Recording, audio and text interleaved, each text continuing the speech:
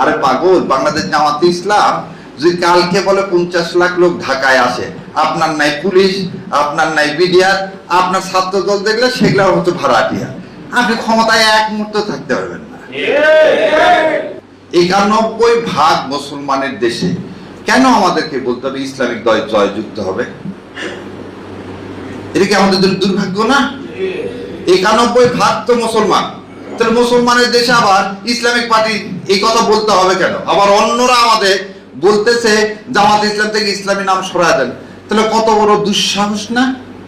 তাহলে বুঝতে হবে আমাদের ইমানের অবস্থা কোন জায়গায়।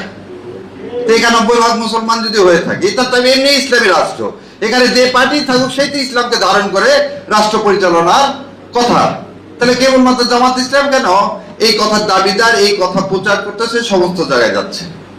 হরিপুর যদি সিলেটে হয়ে থাকে তাহলে তো আমার তেল কম হওয়ার কথা না, কারণ আমার গ্যাসের সাথে অর্ধেক পেট্রোল আর অকটেন অলরেডি আসে মাটির নিচ থেকে, আল্লাহ সে নিয়ামত আমাদেরকে দিছে।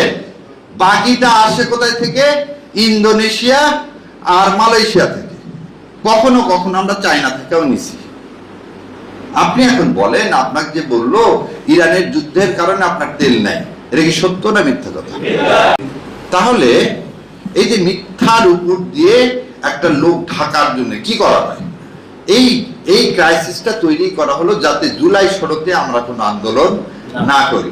আরে পাগল, বাংলাদেশ জামাতে ইসলাম যদি কালকে বলে 50 লাখ লোক ঢাকায় আসে, আপনার নাই পুলিশ, আপনার নাই বিডিআর, আপনার ছাত্র দল দেখলে সেগুলো হতো ভাড়াটিয়া, আপনি ক্ষমতায় এক মুহূর্ত থাকতে পারবেন না। কিন্তু জামাত ইসলাম কিছু বিশ্বাস করে,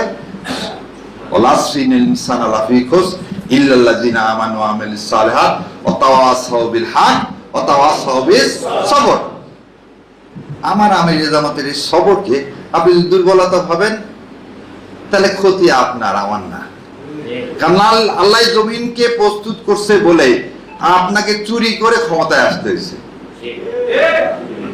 তাই কিনা বলেন? নবী সাল্লাল্লাহু যখন প্রথম মদিনাতে যায় তখন কি তাকে ক্ষমতা দিতে চাইছিল ইহুদিরা? না, আল্লাহ সেজন্য কিছুদিন ধৈর্য করার, সবর করার পর নবী সাল্লাল্লাহু বিজয় দান করছেন। করছেন না করেন? সে কি সংখ্যা দিয়ে? 313 জন ছিল বদরে, আর অপর দিকে কত জন ছিল? 1000-এর উপরে। তাহলে 1300 লোকের সাথে বা 1000-এর উপরে, 1300 বলবে না কারণ সবসময় শহীদ আছে 1000-এর উপরে, তাহলে 300 জন আর 1000 সংখ্যা দিয়ে বিজয় হয়? ওদের আবার তাহলে আপনি হারলেন কেন? ওদের তো আপনার সংখ্যা অনেক বেশি ছিল, কিন্তু আপনি হেরে গেছেন। আবার আল্লাহ দেখেন নিকৃষ্ট মানুষ বলা হয় পৃথিবীতে, সেটা হচ্ছে ওদের ময়দানে খালিদ বিন ওয়ালিদের জন্যই কিন্তু মুসলমানরা সেদিন পরাজিত হয়েছিল, এবং আমার প্রিয় নবী তার চাচাকে হারাইছিলেন। সেই খালিদ বিন ওয়ালিদকে আল্লাহ কি দিলেন? আল্লাহর তরবারি উপাধি দিলেন, সাইফুল্লাহ, তাই না? তো আল্লাহ কাকে কিভাবে সম্মানিত করবেন সেটা আল্লাহ ভালো জানেন।